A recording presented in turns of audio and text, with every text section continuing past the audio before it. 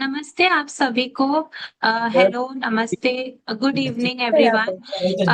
आज आज आप सभी को हमारे 177 सपोर्ट ग्रुप मीटिंग में हार्दिक स्वागत है।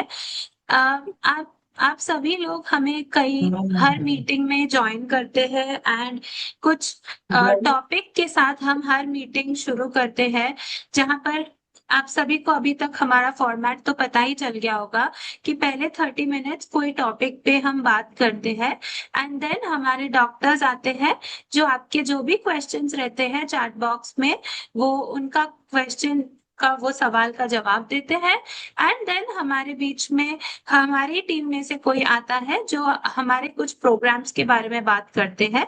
एंड अगर आप लोगों को किसी को भी अपना भी जर्नी शेयर करना है या आप लोग हमारे साथ कुछ शेयर करना चाहते हैं, कोई भी तरीके का प्रॉब्लम, तो लास्ट 5 मिनट्स में हम ओपन माइक रखते हैं ताकि आप लोग अपने सारे प्रॉब्लम्स हमारे साथ शेयर कर सकें, या अगर हमसे वो सॉल्यूशन पॉसिबल है तो हम कर सके आपके लिए। तो आज 177 support group meeting Gujarat chapter में आज हमारे साथ जुड़े हैं राशि कपूर मैम। राशि Kapoor ma'am, just a second. Sekali kwako ya bukan sedih.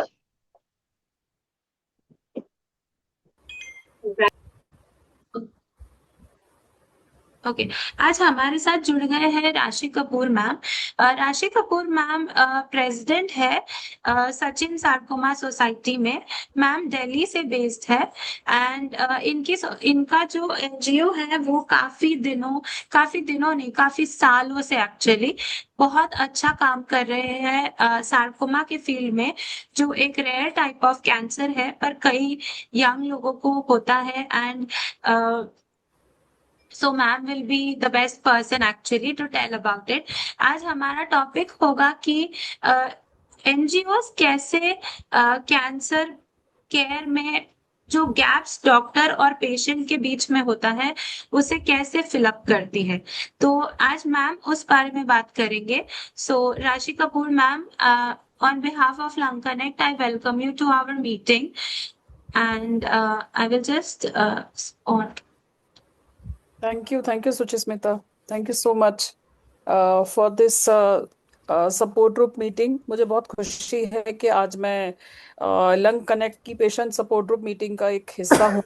आप लोगों के काम मुझे बहुत अच्छा लगता है। मैं आप लोगों को सोशल मीडिया पे फॉलो करती हूँ। जो भी आप लोग कंटेंट, आपके सोशल मीडिया पोस्टर्स होते हैं और जो आप लोगों की कंसिस्टेंसी है लगातार काम करने की और पेशेंट्स को सपोर्ट करने की, वो मुझे बहुत अच्छी लगती है। I am deeply inspired with the work that you all people are doing.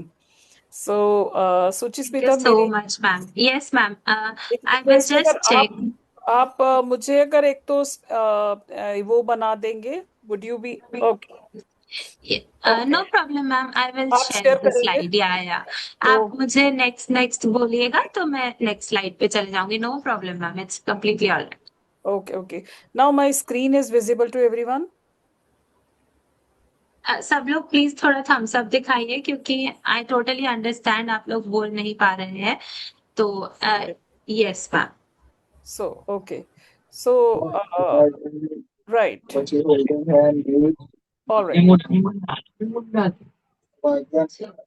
या सो थैंक यू सो मच। सबसे पहले मैं बहुत धन्यवाद करती हूँ लंग कनेक्ट का, जो कि बहुत ही अच्छा काम कर रहे हैं in the field of lung cancer. एक बहुत ही डिफिकल्ट टाइप का कैंसर है, लेकिन आप सब लोग एक साथ एक कम्युनिटी के तौर पे जुड़े हैं और ये निरंतर पेशेंट सपोर्ट ग्रुप मीटिंग करते हैं। बहुत जरूरत होती है। आज का जो टॉपिक जिस पे मुझे बोला गया है बात करने के लिए, कि एनजीओस कैसे काम कर सकते हैं कैंसर के क्षेत्र में। जब एक कैंसर किसी पेशेंट को होता है, जैसे मैं अगर अपना बताऊं तो मैं एक कैंसर पेशेंट रह चुकी हूँ, कैंसर सर्वाइवर हूँ, पेशेंट एडवोकेट हूँ। जब किसी को कैंसर बीमारी होती है तो सिर्फ उसको ही नहीं होती, पूरे परिवार को होती है।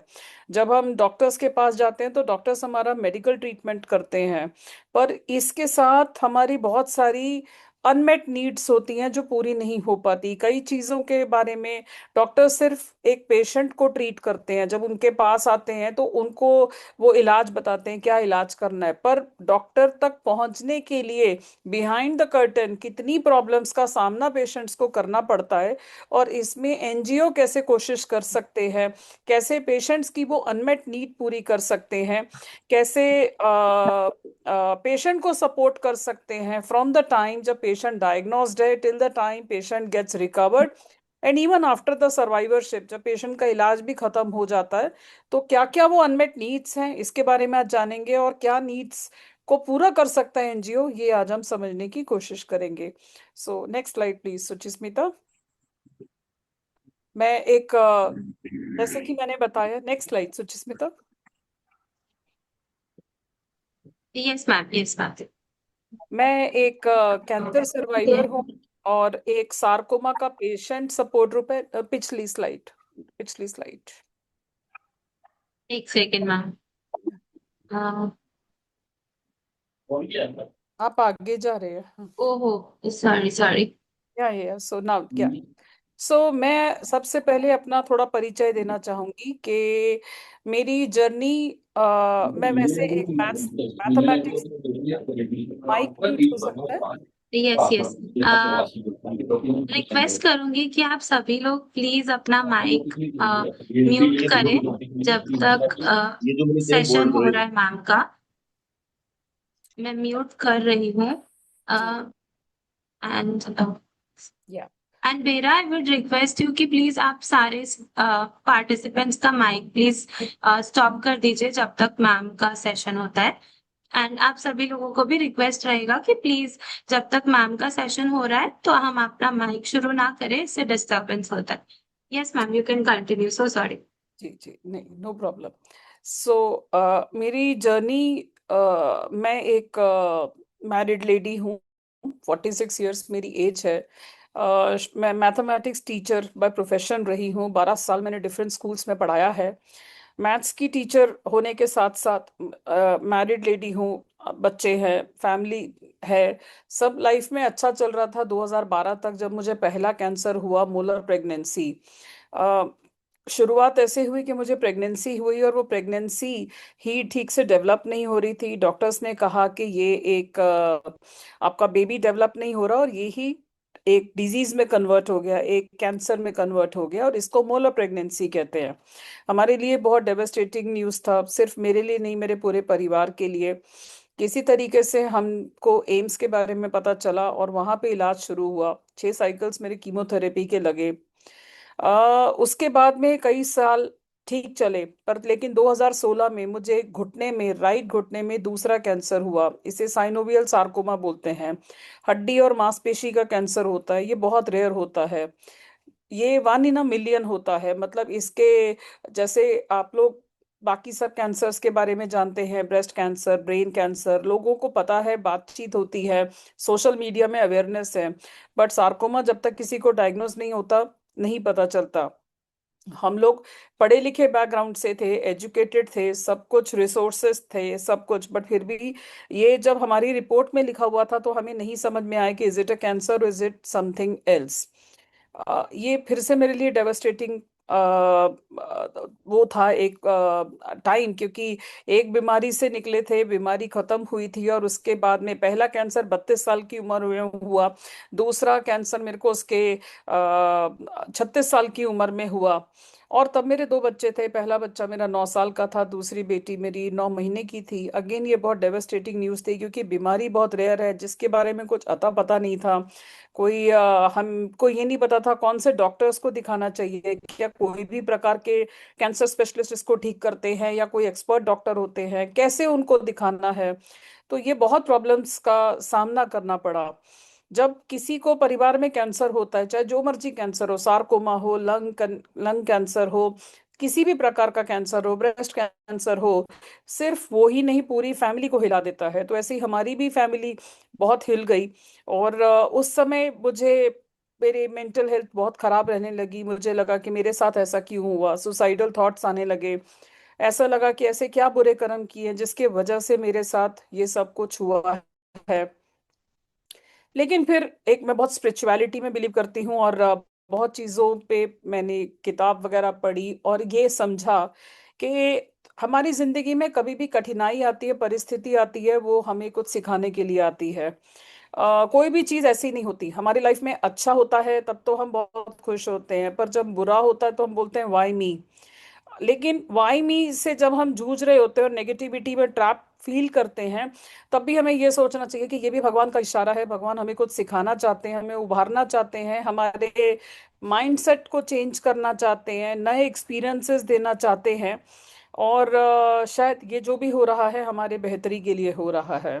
इसी चीज को मैंने अपनी लाइफ का एक मंत्र बना दिया है कि when you replace why is this happening to me to what is this trying to teach me, everything shifts. तो सब कुछ हमारे माइंडसेट के ऊपर है।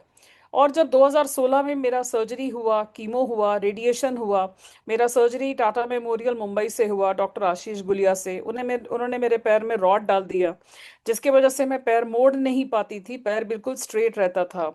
लेकिन उस कंडीशन के साथ भी मैंने अपनी सिचुएशन को एक्सेप्ट किया कि अभी जो है मैं बच गई हूँ, इस बात का शुक्र है। और फिर ये सोचा जब मेरा कीमोथेरेपी चल रहा था कि अगर मैं जिंदा बच जाती हूँ तो मैं ये लाइफ ऐसे ही वेस्ट नहीं करूंगी। हमारी लाइफ जब नॉर्मल होती है तो हम बेकार की बातों पे बहुत ध्यान देते हैं, बहुत टाइम वेस्ट करते हैं, इसने ये कह दिया, उसने वो कह दिया, ईगो में रहते हैं, ग्रजेस पाल के रखते हैं। लेकिन जब बीमारी होती है तो तब समझ में आता है कि ये सब बातों का कोई मायने मोल नहीं होता। Life is much beyond.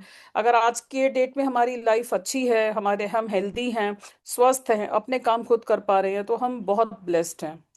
तो कीमोथेरेपी जब मेरा चल रहा था तो मैंने एक दिन अपने डॉक्टर को ईमेल किया कि अगर मैं जिंदा बचती हूँ तो मैं कुछ करना चाहूंगी किसी और के लिए। और तभी मेरे डॉक्टर ने कहा कि अकेले कर पाना मुश्किल है। और फिर हमने एक साथ में एक मीटिंग करी, हम और कई सार्कोमा के पेशेंट्स, केयर गिवर साथ में मिले। हमने डिसाइड किया कि हम एक ग्रुप बनाएंगे, और जो तकलीफें हमने हमारे टाइम पर फेस की हैं, जो भी प्रॉब्लम्स हमने देखी हैं, वो प्रॉब्लम्स हम कोशिश करेंगे कि हम वो औरों को महसूस ना होने दें। यहीं से शुरुआत हुई मेरे एक पेशेंट एडवोकेट बनने की जर्नी।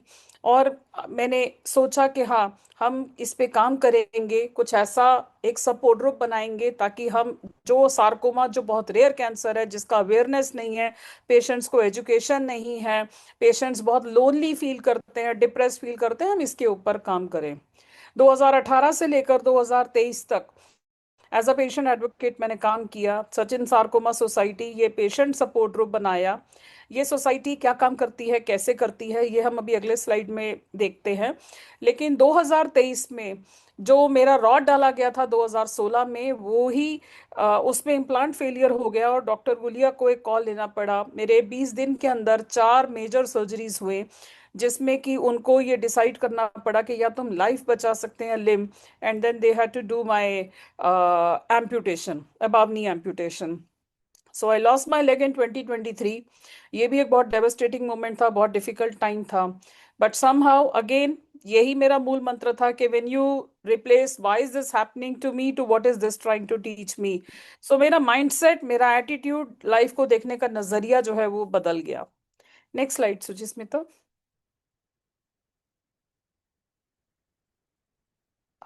सुचिस्मिता नेक्स्ट स्लाइड या। जैसे 2016 में जब मेरे को सार्कोमा की बीमारी हुई, मेरा लंबा 1 साल का इलाज चला, मेरा सर्जरी हुआ, कीमो हुआ, रेडिएशन हुआ। और उसके बाद जब कीमो में मैंने ये सोचा कि अगर हम बचे, मैं बची, तो कुछ करूंगी, कुछ पेशेंट्स के लिए हम करेंगे। तो हमने साथ में मिलके, डॉक्टर समीर रस्तोगी के साथ में मिलकर कई पेशेंट से मुलाकात की, और हम लोगों ने, sarcoma patients and care givers ने मिलके ये सपोर्ट ग्रुप बनाया। ये ऐसे तो एनजीओ की तरह रजिस्टर्ड है, लेकिन बेसिकली ये एक पेशेंट सपोर्ट ग्रुप है, जिसका मतलब कि ये इसके जो मेंबर्स हैं वो पेशेंट्स हैं, केयर गिवर्स हैं, और हम खुद पेशेंट्स केयर गिवर्स होकर और पेशेंट्स केयर गिवर्स की मदद करते हैं। 2018 से हमने अपनी जर्नी स्टार्ट किया। अब तक हम करीब 10,000 सार्कोमा के, डेस्मोइड ट्यूमर के, और जो कि सारे रेयर कैंसर्स हैं, इनकी हम मदद करते हैं। हमने ओपीडी में जाना शुरू किया, पेशेंट से मिलना शुरू किया, ग्राउंड लेवल पे काम करना शुरू किया। और पेशेंट से मिलके हमने ये समझा कि जो प्रॉब्लम्स हमने फेस की हमारे टाइम पर, क्योंकि सार्कोमा एक बहुत हाई ग्रेड कैंसर होता है, इसके बहुत चैलेंजेस होते हैं, ठीक से ये टाइम पे डायग्नोज नहीं होता, नॉर्मली इसका डायग्नोसिस गलत आता है, लेट डायग्नोसिस आता है, पेशेंट्स को जानकारी नहीं होती कि कौन से डॉक्टर्स के पास जाना है, कौन से हॉस्पिटल में जाना है। तो हमने अपना ये मिशन बनाया हमारे सोसाइटी को रजिस्टर करने के बाद कि अब हम इस बीमारी के बारे में, जो कि 1 in a million है, बहुत रेयर है, इस पे जानकारी बढ़ाएंगे, अवेयर करेंगे पेशेंट्स को, उनको एजुकेट करेंगे बीमारी के बारे में। अगर कीमोथेरेपी होता है तो क्या करना चाहिए, अगर कुछ खाने पीने में है तो क्या खाना पीना चाहिए, क्या चीजें अवॉइड करनी चाहिए। और एक पेशेंट, जब सार्कोमा बहुत रेयर होता है तो आपको लगता है कि आप बहुत अकेले हो, क्योंकि दुनिया में सारे लोग बहुत खुश हैं, और आजकल के जमाने में जब सोशल मीडिया है आप देखते हो कि सब लोग खुशी से हैं, वेकेशन पे जा रहे हैं, पार्टी कर रहे हैं, पर आपको एक इतनी रेयर बीमारी हो गई जो मिलियंस में किसी एक को होती है, तो you start feeling very lonely, very depressed, very anxious. And then we thought कि हम कुछ ऐसा करेंगे जिससे हम एक पेशेंट को दूसरे पेशेंट से जोड़ेंगे, उनकी उनसे बात करवाएंगे, ताकि पेशेंट को ऐसा ना लगे कि वो अकेले हैं, उनके साथ कोई है जो उनकी बात सुन सकता है, समझ सकता है, उनको कोई गाइडेंस दे सकता है और उनके साथ कंपेनियनशिप बिल्ड कर सके। और यही हमारा विजन भी रहा है कि अगर किसी पेशेंट को सार्कोमा डायग्नोज होता है तो वो डर में ना जिए, घबराहट में ना जिए कि अब मेरा क्या होगा। एक ऐसी कम्युनिटी बने, एक ऐसी जेन्युइन ऑर्गेनाइजेशन बने जो सही मायनों में पेशेंट्स की ठीक तरीके से मदद कर सके, हैंड होल्डिंग कर सके, जब से वो डायग्नोज हुआ है टिल द टाइम वो रिकवर करता है। Next slide please. Next slide जिसमें था। सो आज का जो टॉपिक मुझे दिया गया है कि एनजीओ का क्या काम रहता है कैंसर केयर में। जैसे कि आप लोग लंग कैंसर के पेशेंट्स हैं, हमारा सार्कोमा है, भले ही हमारी बीमारी अलग है, हमारा कैंसर अलग है, लेकिन हर कैंसर पेशेंट की परेशानियां ऑलमोस्ट सिमिलर होती हैं, चाहे वो ब्रेस्ट कैंसर हो। हर पेशेंट कहीं ना कहीं मेंटली डिस्टर्ब्ड होता है जब उसको डायग्नोज होता है।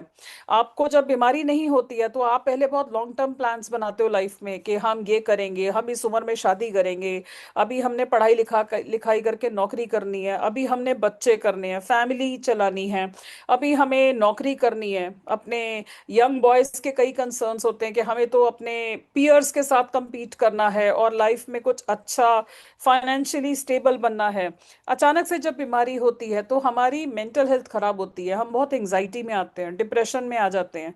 हमको लगता है कि अब हम क्या करें, हम किससे बात करें, हमें बहुत लोनलीनेस फील होता है। जैसे कि सार्कोमा बहुत रेयर कैंसर है, कुछ इसके बारे में जानकारी नहीं है, पेशेंट्स को नॉलेज नहीं होता कि कौन से डॉक्टर के पास जाए, किस अस्पताल में जाएं, क्या कोई भी डॉक्टर इसका इलाज कर सकते हैं या कोई सार्कोमा के स्पेशलिस्ट के पास जाना है। तो ये जो जानकारी है, अवेयरनेस बहुत लैकिंग है, एजुकेशन पेशेंट्स का नहीं होता है।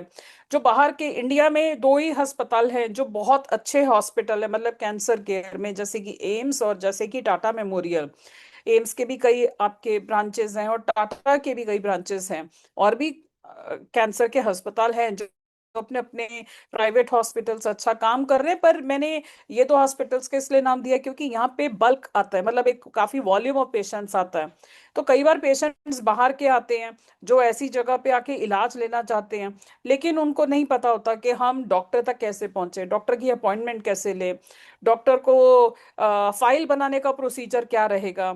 हमको ये नहीं पता होता कि हम कहाँ रह सकते हैं अस्पताल के आसपास। अगर डॉक्टर बोलते हैं कि आपको कीमोथेरेपी के लिए रहना पड़ेगा तो आपको एक जगह चाहिए रहने के लिए, तो वो जगह कहाँ मिलेगी, क्या एम्स के आसपास या टाटा के आसपास कोई जगह है जहां हम रह सकते हैं।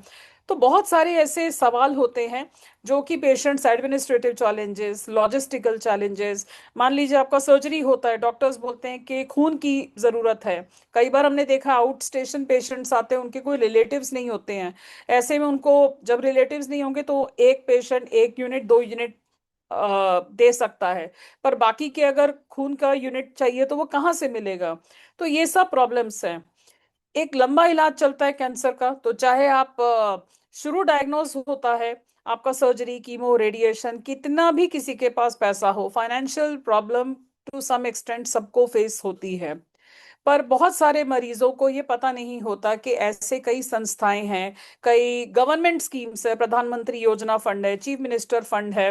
कैसे हम पेपर वर्क कर सकते हैं, कैसे हम सरकार के तरफ से, हर सरकार ने हर कैंसर पेशेंट के लिए कुछ ना कुछ फंड्स डेडिकेट कर रखा है, पर हमें वो पता नहीं होता क्या क्या पेपर वर्क करना है, कहाँ जाना है, किसको दिखाना है। ये सब चैलेंजेस जो है पेशेंट्स फेस करते हैं। तो ये नेविगेशन जो है, patient navigation, patient hand holding बहुत इंपॉर्टेंट है, जो कि एक एनजीओ रोल प्ले करता है। जब हम डॉक्टर्स के पास जाते हैं, डॉक्टर सिर्फ हमारी बीमारी ठीक करते हैं, मेडिकल पार्ट देखते हैं, जो कि बहुत इंपॉर्टेंट है। लेकिन डॉक्टर तक पहुंचने तक जो एडमिनिस्ट्रेटिव चैलेंज है कि फाइल कैसे बनेगी, डॉक्टर की अपॉइंटमेंट कैसे मिलेगी, फाइनेंशियल, डॉक्टर ने अगर सर्जरी में 5 लाख का खर्चा बताया, वो 5 लाख का पैसा कैसे आएगा। डॉक्टर ने कहा है अगर यहाँ रुकिए हॉस्पिटल के पास, आपका कीमो, आपको दूर नहीं रहना है, तो कहाँ रहेंगे, कौन सी ऐसी धर्मशाला है, कौन से ऐसे गेस्ट हाउसेज है, कहाँ हम रह सकते हैं। ये सब जानकारी जो है वो बहुत इंपॉर्टेंट है, जो कि एनजीओ प्रोवाइड कर सकता है। इसी के साथ अगर पेशेंट को मान लीजिए बताया जाता है आपका कीमोथेरेपी होगा, तो कीमो में क्या साइड इफेक्ट हो सकता है, कौन सी स्थिति में आपको एकदम डॉक्टर के पास भागते हुए आना है, कौन सी स्थिति में आप घर पे रह के खाना खा सकते हैं। तो ये जो चीजें हैं, पेशेंट एजुकेशन और बीमारी के बारे में अवेयरनेस बढ़ाना, ये काम एनजीओ कर सकता है। जब बीमारी होती है तो हमारे को मेंटल एंजाइटी होती है, स्ट्रेस होता है, बहुत डिप्रेशन होता है, कई बार लोग बोलते हैं हमें सुसाइडल थॉट्स आ रहे हैं। और ये सिर्फ पेशेंट्स को नहीं, मैं खुद ओपीडी में जाती हूँ मंडे और थर्सडे, एम्स की ओपीडी में, और पेशेंट से मिलती हूँ। कभी कभी देखा गया कि पेशेंट से ज्यादा जो केयर गिवर्स होते हैं, जो उनके फैमिली के लोग होते हैं, साथ में आते हैं, उनको बहुत डिप्रेशन होता है, उनको बहुत घबराहट होती है, चिंता होती है। तो एक काउंसलिंग देना पेशेंट को, केयर गिवर को, उनको वो साइकोलॉजिकल सपोर्ट देना कि कोई बात नहीं, आप, हम हैं आपके साथ, आप अकेले नहीं हैं। आज की डेट में हम एक ऐसी दुनिया में जी रहे हैं जहाँ पे बहुत सेल्फ सेंटर्ड है, हर एक, किसी को किसी से कोई मतलब नहीं है। इवन रिलेटिव्स भी कई बार, बहुत लकी होते हैं लोग जहाँ पे रिलेटिव्स बहुत सपोर्टिव होते हैं, बट कई बार रिलेटिव्स भी उतना सपोर्ट नहीं कर पाते, रिलेटिव्स जज करते हैं आपको, आपकी बात को। और जो नॉर्मल लोग होते हैं वो हमारी बात से रिलेट ही नहीं कर पाते, क्योंकि जो हमारी फीलिंग्स हैं, हमारी थॉट्स हैं, वो नॉर्मल इंसान जिसने वो तकलीफ नहीं देखी, कष्ट नहीं देखी, वो कभी हमारी प्रॉब्लम नहीं समझ सकता। तो ऐसे में एक एनजीओ जिसमें जो वॉलेंटियर्स होते हैं, जो खुद पेशेंट्स होते हैं, जो खुद केयर गिवर्स होते हैं, वो दूसरे की तकलीफ को समझ पाते हैं।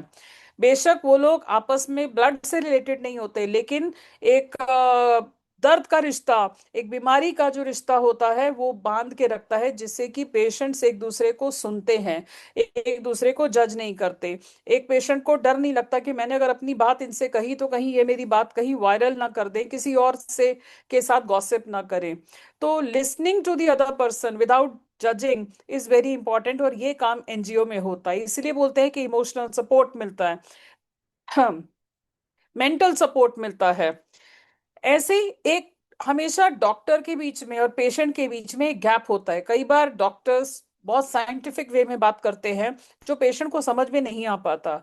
और कई बार पेशेंट के अपने बहुत चैलेंजेस होते हैं। कई बार जैसे डॉक्टर, मैं हमेशा ओपीडी में देखती हूँ कि डॉक्टर्स कई बार पेशेंट को बोलते हैं हमने आपको ओपीडी में बुलाया था और आप आए नहीं। पर पेशेंट कई बार ओपीडी में इसलिए नहीं आ पाते क्योंकि शायद उनके घर में अगर लेडी है तो बच्चों को देखने वाला कोई नहीं है, वो कैसे आए। अगर कोई आदमी है जो ओनली ब्रेड अर्नर है ऑफ द फैमिली, जो सिर्फ खुद नौकरी करते हैं और अपना खर्चा चलाते हैं, उन्हें छुट्टी ही नहीं मिल रही, तो वो कैसे आएंगे। तो कई बार डॉक्टर अपनी बात पेशेंट को नहीं समझा पाते, पेशेंट अपनी बात डॉक्टर को नहीं समझा पाते, और एक गैप हमेशा रहता है।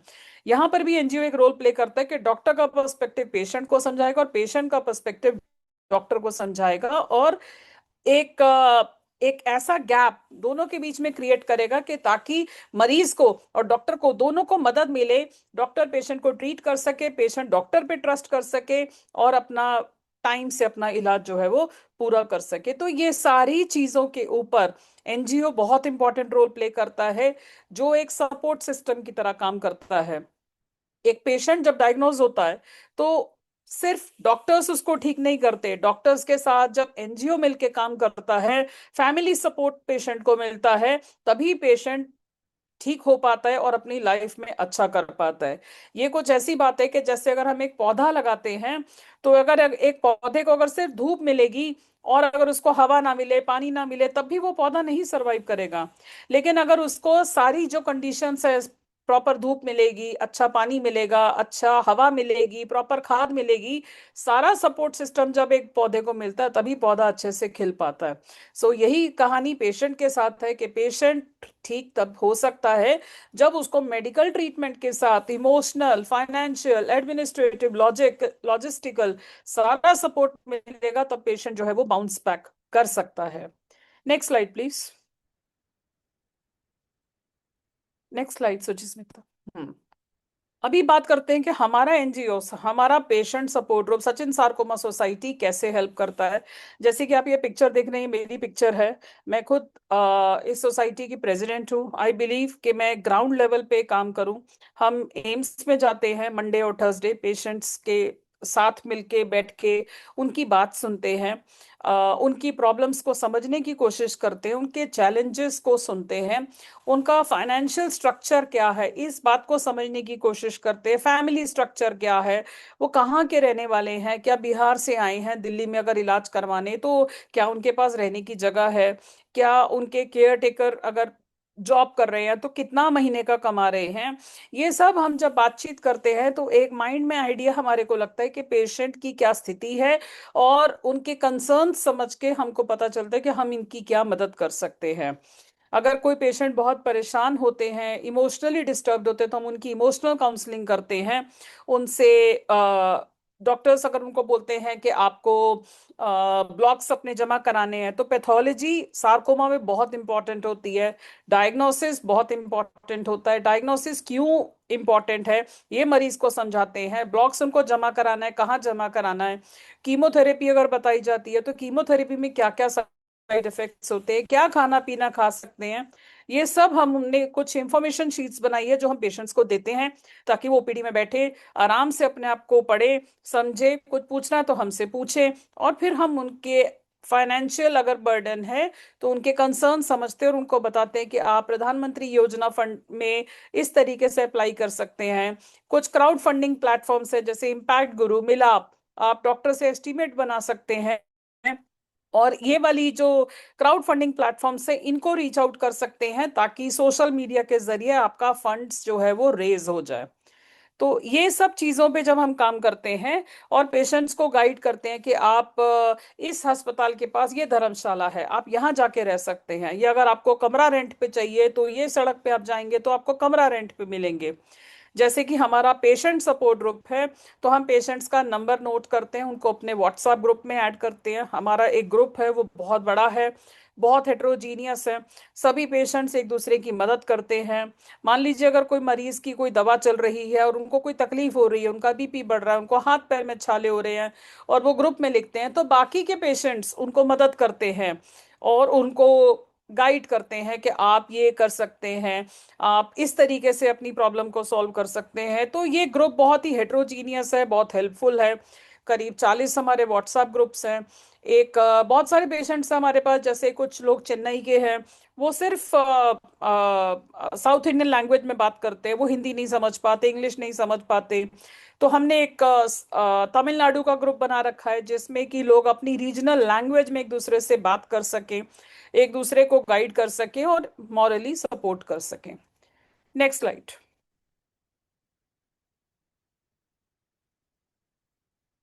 जब हमारा ये कोविड स्टार्ट हुआ तो ओपीडी में हम काम करते आए हैं, हर बार हर हफ्ते में 2 बार जाते हैं, पेशेंट से बात करते हैं, ग्रुप में जोड़ते हैं, लोग एक दूसरे की मदद करते हैं।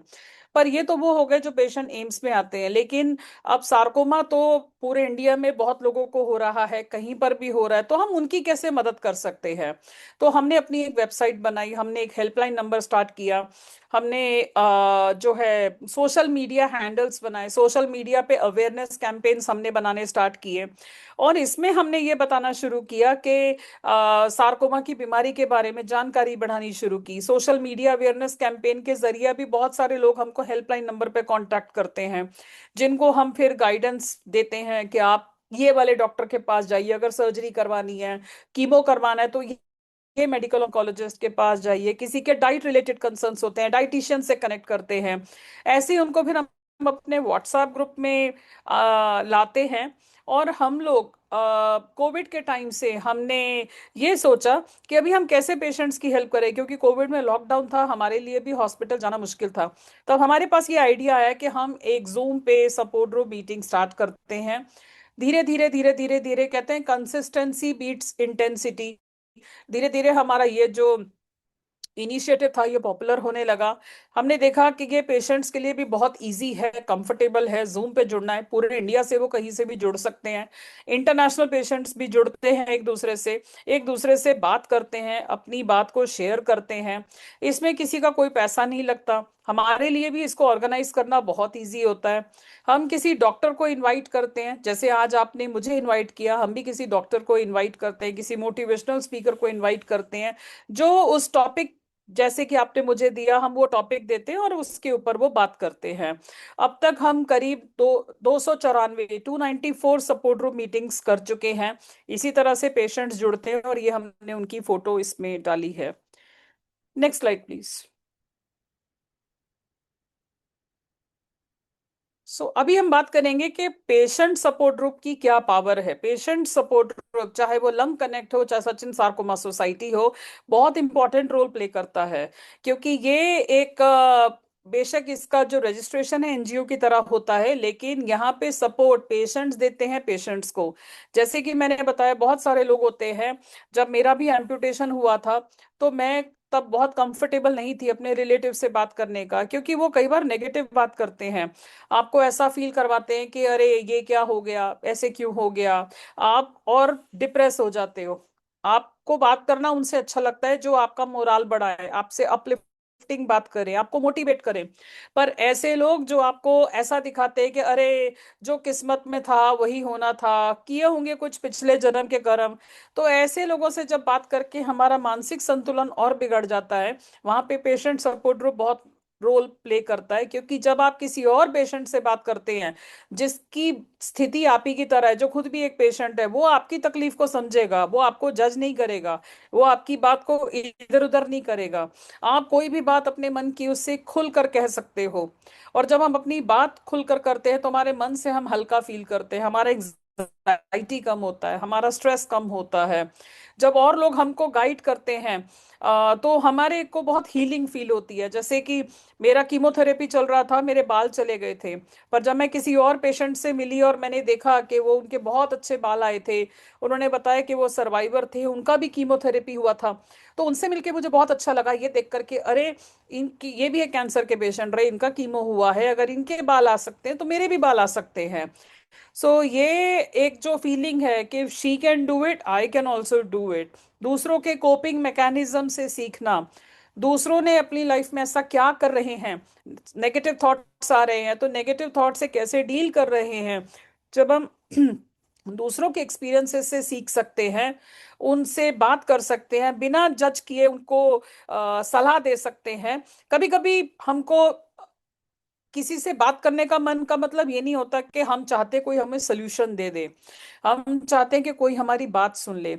और नॉर्मल लोग अपनी लाइफ में इतने बिजी होते हैं, अपने लाइफ में इतने वो हमारे पर्सपेक्टिव को कभी समझ नहीं सकते। बट जब हम अपनी बात किसी से बोलते हैं, पेशेंट से, तो एक एम्पैथी क्रिएट होती है, एक इमोशनल हीलिंग होती है, हमारा स्ट्रेस एंड एंजाइटी बहुत रिड्यूस होता है। हम अपने फियर्स, एप्रीहेंशंस जो भी हमारे मन में, हम खुल के बात कर पाते हैं और औरों के एक्सपीरियंसेस से सीख पाते हैं।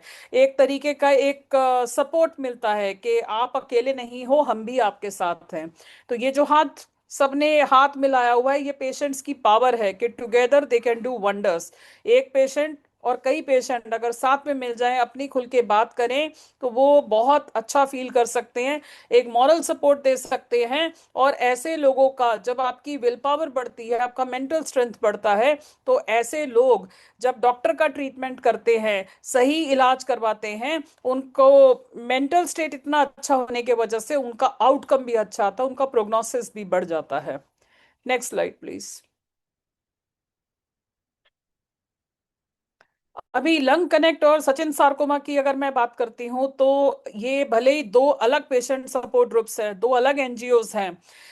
सारकोमा पे सचिन सारकोमा काम करता है और लंग कनेक्ट लंग कैंसर पे काम करता है, तो भले ही दो डिफरेंट कैंसर्स हैं, लेकिन हमारा जो ईथोस है वो सेम है। आप लोग भी अर्ली डिटेक्शन पे बात करते हैं, हम भी ये बात करते हैं कि पैथोलॉजी बहुत इंपॉर्टेंट है, मल्टी डिसिप्लिनरी सेटअप बहुत इंपॉर्टेंट है, सार्कोमा स्पेशलिस्ट के पास जाना बहुत इंपॉर्टेंट है। पर हमारा एक मिशन है जो बहुत कॉमन है, कि हमें अवेयरनेस पे काम करना है, हमें पेशेंट्स को एजुकेट करना है, हमें पेशेंट को सपोर्ट करना है। हमारे लिए सबसे इंपॉर्टेंट चीज है पेशेंट सेंट्रिक अप्रोच, कि हमारे लिए पेशेंट सबसे पहले है।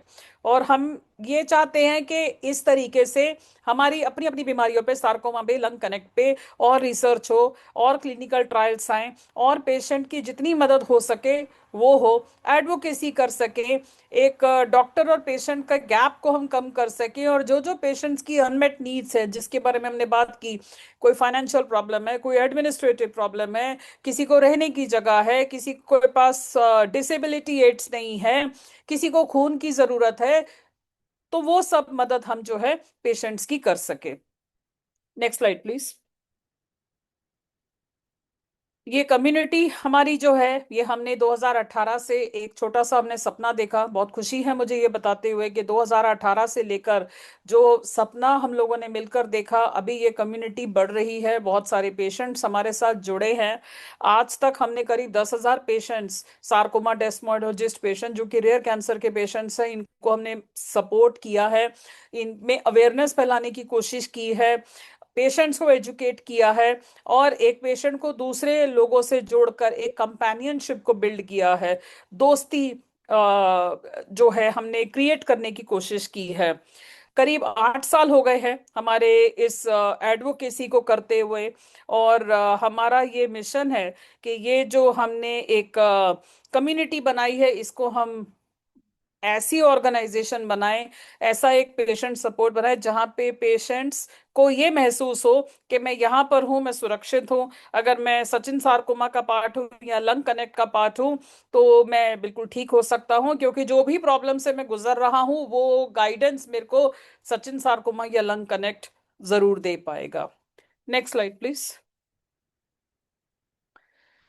ये एक लास्ट जो हमारा वो है, मुझे बहुत पसंद है। एक चीज मुझे कुछ टाइम से बहुत अच्छा लगता है, कि मैं थोड़ा सा अब पर्सनल वे में बात बताना चाहती हूँ, कि जब हम हमारा बीमारी होती है, हमारा इलाज होता है, या हम मन से परेशान होते हैं, दुखी होते हैं किसी भी कारण से, चाहे बीमारी की वजह से या कोई और हार्डशिप है हमारी लाइफ में, तो हम चाहते हैं कि कोई और आए और हमको पॉजिटिविटी दे, क्योंकि सबको पॉजिटिविटी की जरूरत होती है।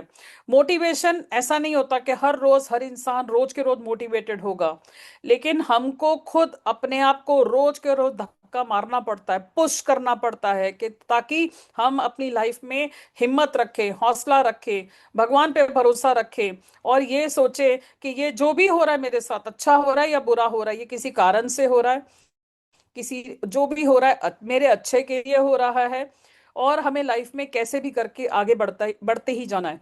So we need to remind ourself that push yourself, because no one is going to do it for you. लोग आपको गाइड कर सकते हैं, लोग आपको सपोर्ट कर सकते हैं, पर असली हिम्मत, असली जज्बा आप ही को दिखाना है। डॉक्टर इलाज करेंगे, आपके केयर गिवर आपकी देखभाल करेंगे, पर अगर पेशेंट अपने मानसिक संतुलन खो बैठा, पेशेंट ने अगर अपनी हिम्मत छोड़ दी, अपनी उम्मीद का दामन अगर छोड़ दिया, तो फिर बहुत मुश्किल हो जाता है।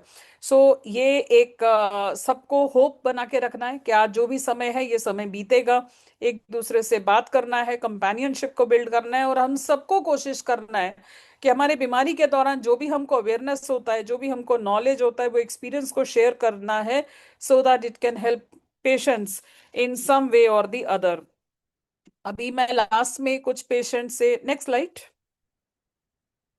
ये हमारे सचिन सारकोमा के सोशल मीडिया हैंडल्स है, जिन्हें आप फॉलो करना चाहें तो कर सकते हैं। मैं लास्ट में कुछ चीजें पेशेंट्स के बारे में बोलना चाहती हूँ, कि चाहे लंग कनेक्ट हो या सारकोमा की बीमारी हो, कोई भी प्रकार का कैंसर हो, कुछ चीजें जो हम सब प्रैक्टिस कर सकते हैं, वो ये कि अगर हमें ये बीमारी हुई है तो ये हमारे कंट्रोल में नहीं है। ये जो हुआ है भगवान ने सोचा था, ये सोचना कि ये हमारे कोई बुरे कर्मों का नतीजा है, ये सोचना कि ये हमारे साथ क्यों हुआ, अब ये चीज हमारे कंट्रोल में नहीं है। और जो चीज हमारे कंट्रोल में नहीं होती उसके बारे में वरी करके, सोच के, बात करके कोई फायदा नहीं है। तो जितनी जल्दी हम अपनी बीमारी को, तकलीफ को एक्सेप्ट करें, उतना हमको हिम्मत मिलता है।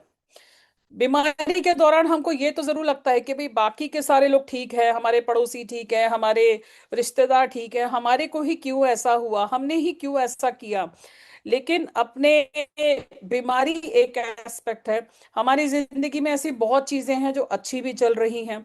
तो अपने लाइफ के उस पार्ट को फोकस करना, क्या अच्छा नहीं चल रहा से क्या अच्छा चल रहा है, ये जब हम सोचते हैं तो, और ग्रैटिट्यूड को एक्सप्रेस करते हैं, धन्यवाद करते हैं, ये सोचते हैं कि शुक्र है हम जिंदा हैं, शुक्र है भी हमारी सांस चल रही है, शुक्र है हमारे पास एक परिवार है, अगर जो भी डॉक्टर के पास हम जा रहे हैं, शुक्र है हमारे एक डॉक्टर हैं जो हमारा इलाज दे रहे हैं, हमारा एक हॉस्पिटल है, एक अच्छे हॉस्पिटल में हमारा इलाज चल रहा है, शुक्र है हम ऐसे सपोर्ट ग्रुप का हिस्सा है, चाहे वो लंग कनेक्ट हो, सचिन सारकुमा का हो, जो हमारी मदद करने के लिए तैयार बैठा है।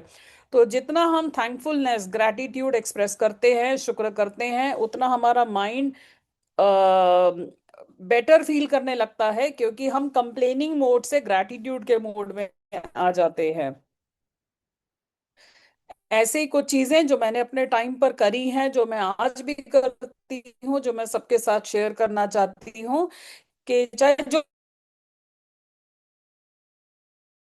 रिलीजन को फॉलो करते हैं, जो भी रिलीजन है, सरेंडर करना बहुत इंपॉर्टेंट है। कई बार चीजें हमारे कंट्रोल में नहीं होती, हम कितना भी कोशिश करें, कई बार कोई चीज को ठीक करने की, वो नहीं हो पाती। कई बार समय देना पड़ता है, आस्था रखनी पड़ती है, भरोसा रखना पड़ता है, ये सोचना पड़ता है कि ये जो भी हुआ है ये हमारे अच्छे के लिए है। भले ही हमें ऐसा लग रहा है कि ये क्यों मेरे साथ हुआ, पर ये जो भी हुआ शायद अच्छे के लिए हुआ। जब मुझे बीमारी हुई तो मुझे भी ऐसा लगा कि मेरे साथ ऐसा क्यों हुआ, लेकिन आज की डेट में मेरा भी माइंडसेट चेंज होता है। मुझे लगता है अगर मुझे बीमारी नहीं हुई होती तो मैं कभी ऐसा नहीं सोचती कि मुझे किसी और के लिए कुछ करना है, मेरे माइंड में ऐसा थॉट नहीं आया होता कि ऐसा कोई ग्रुप बनाना है। आज इतने लोगों की जो मदद हो पा रही है वो नहीं हो पाता। तो ये जो भी होता है किसी कारण से होता है, किसी अच्छे के लिए होता है। जो यहाँ पेशेंट वॉलंटियर्स हैं, जो यहाँ मदद कर रहे हैं, सुचित स्मिता जी जैसे मॉडरेट कर रही हैं, इनको डिजीज डायग्नोज हुआ तभी आज इनके मन में भाव आया कि मुझे और लोगों के लिए हेल्प करनी है। और ऐसे इस तरीके से तो हमारी जिंदगी में जो भी होता है, अच्छा दिन, अच्छा समय, बुरा समय, किसी कारण से होता है। खुद को रोज आंखें बंद करके थोड़ा डीप ब्रीदिंग करना जरूरी है, मेडिटेशन करना जरूरी है। हम सब लाइफ में ओवर थिंक करते हैं, बहुत थॉट्स हमारे मन में आते हैं, बेचैनी होती है। पर जब हम आंखें बंद करते हैं, मेडिटेशन करते हैं, तो हमारा जो माइंड है वो क्वाइट होने लगता है, हम ओवर थिंकिंग कम करने लगते हैं। ये हमको बहुत मदद करता है। रोज खुद से बोले अपने आप से, आपसे अगर कोई पूछता है कि आप कैसे हैं, भले ही आपकी तबीयत अभी ठीक नहीं है, भले ही आपकी कीमोथेरेपी चल रही है, आपको बहुत साइड इफेक्ट्स हो रहे हैं, ये मत कहिए मेरी तबीयत बहुत खराब है, मेरी हालत बहुत खराब है। ये बोलिए मैं बिल्कुल स्वस्थ हूँ, मैं बिल्कुल ठीक हूँ। क्योंकि जैसे हम बोलते हैं, जैसे हम सोचते हैं, वैसे ही होने लगता है। एक किताब है जो मैंने अपने टाइम पे पढ़ी, सीक्रेट, बहुत अच्छी किताब है, जो ये बोलती है कि जैसा हम सोचते हैं, जैसा हम फील करते हैं और जैसा बोलते हैं, वैसा ही होने लगता है। तो हम अपनी लाइफ को मैनिफेस्ट करते हैं by the words that we speak, by the thoughts that we think. तो इसलिए अच्छा सोचना, नो मैटर जो भी लाइफ में हो रहा है, अच्छा सोचना ये जरूर हमारे हाथ में है। आंखें बंद करके, बेशक हमारी लाइफ में हमारी तबीयत अभी खराब चल रही है, बहुत साइड इफेक्ट्स हो रहे होंगे हमें, पर ये विजुअलाइज करें कि हमारी एक परफेक्ट बॉडी है, सारे बॉडी ऑर्गन्स अच्छा काम कर रहे हैं, हम बहुत हेल एंड हार्टी हैं, हम जो भी काम करना चाहते हैं वो हम कर पा रहे हैं, अपने बच्चों को बढ़ते हुए देख रहे हैं, उनकी शादियां होते हुए देख रहे हैं, अपने फैमिली के साथ अच्छा समय बिता रहे हैं। जब हम ये आंखों में ऐसी तस्वीरें लाते हैं, इसको विजुअलाइजेशन टेक्निक बोलते हैं, तो ये भी बहुत अच्छा असर दिखाती है। खाली जब हम बैठते हैं बीमारी के दौरान, तो हमारे मन में, क्योंकि हम आइडल हो जाते हैं, हम उतना बिजी नहीं हो पाते, उतना भागदौड़ की लाइफ नहीं जी पाते, नॉर्मली हमारी एक आइडल लाइफ होती है। तो ऐसे में माइंड को डाइवर्ट करना बहुत जरूरी है, मेंटली अपने आप के माइंड को डिस्ट्रैक्ट करना बहुत जरूरी है। मेरा जब कीमोथेरेपी चल रहा होता था तो मैं या तो किताब पढ़ रही होती थी, या तो कपिल शर्मा देख रही होती थी, ये देखने से आप जब माइंड डाइवर्ट करते हैं तो बोलते हैं खाली दिमाग शैतान का दिमाग। और ये diverting your mind is extremely important. आप कुछ भी कर सकते हैं, जरूरी नहीं है किताब पढ़ना, कपिल शर्मा देखना, आप किताब पढ़ सकते हैं, आप गार्डनिंग कर सकते हैं, कोई और हॉबी। मैं बिल्कुल भी पहले लिखती नहीं थी, पर अभी बीमारी के समय में मैंने अपने बारे में जो भी मेरे मन में आता है मैं कुछ लिखना शुरू करती हूँ। और अब मुझे लिखना बहुत अच्छा लगता है। तो writing is a great habit. कई बार आपको लगता है कि किससे बात करें, जर्नलिंग, अपने जो डायरी है उसको ले, जो थॉट्स मन में आते हैं उसको लिखिए। ऐसा करने से आपको बहुत फील होगा, हल्का फील होगा, क्योंकि आपने दिल में जो भी गुबार है, जो भरा हुआ है, जो रिसेंटमेंट्स पाल रखी हैं, वो सब आप लिखेंगे तो आपको बहुत अच्छा लगेगा। एग्जाम्पल के तौर पे आपने जब वी मेट देखी होगी, जिसमें शाहिद कपूर करीना कपूर से कहते हैं कि जो भी आपके मन में है उसको लिखिए एंड टॉयलेट में फ्लश कर दीजिए। बेसिक आइडिया इस बात को करने का ये है कि हमें अपने जो नेगेटिव फीलिंग्स हैं, इमोशंस हैं, इसको हमको बाहर निकालना है, फ्लश आउट करना है। उससे माइंड बहुत हल्का फील करता है। फोकस जी। करना है क्या चीजें हमारे कंट्रोल में है, क्या चीजें हम नहीं कंट्रोल कर सकते। डिजीज को एक्सेप्ट करना है। ये सोचना है कि ये एक समय है, समय बदलता रहता है, अच्छा समय नहीं रहा, बुरा समय भी नहीं रहेगा। खुद को ये बोलते रहना है, दिस टू शैल पास, ये समय भी बीत जाएगा, बेटर डेज विल कम, अच्छे दिन आएंगे। और जैसे हम बोलते हैं अच्छे दिन आएंगे, तो वो जरूर आते हैं। सर्दियों में रातें बहुत लंबी होती हैं, पर रातें हमेशा नहीं रहती, सुबह तो होती ही है। तो उम्मीद का किरण बना के रखेंगे। ये तो सब बातें हो गई फॉर पेशेंट्स। अभी मैं केयर गिवर्स के लिए बोलना चाहती हूँ, और एक मैम, लास्ट लाइन मेरी। Ma'am, just to cut you short like a little bit. बस 2 मिनट्स, बस 2 minutes and I am just done. No problem. So so sorry. Last line for the care givers के आप कई बार care givers patients के लिए बहुत anxious होते हैं, परेशान होते हैं, क्योंकि उनके ऊपर बहुत सारी चीजें होती है जो उनको डील करनी पड़ती हैं। पर केयर गिवर्स को भी ध्यान रखना है अपने खाने पीने का, अपने सोने का, अपने एक्सरसाइज करने का, क्योंकि अगर आप ठीक नहीं रहेंगे तो आप अपने पेशेंट का हाल अच्छा नहीं कर पाएंगे। जैसे हम एयरपोर्ट में जाते हैं तो फ्लाइट में बोलते हैं दूसरों की मदद करने से पहले अपनी सुरक्षा पेटी बांध लें। अगर आप अपना ध्यान नहीं रखेंगे तो आप किसी और के लिए कुछ नहीं कर पाएंगे। इसी के साथ आज मैं ये अपना सेशन को खत्म करती हूँ। एंड मैं बहुत शुक्रगुजार हूँ लंग कनेक्ट का मुझे ये मौका देने के लिए, और आप सबका मुझे सुनने के लिए। Thank you very much. Yes, thank you very much Rashi ma'am. आपका सेशन बहुत ही मोटिवेटिंग था।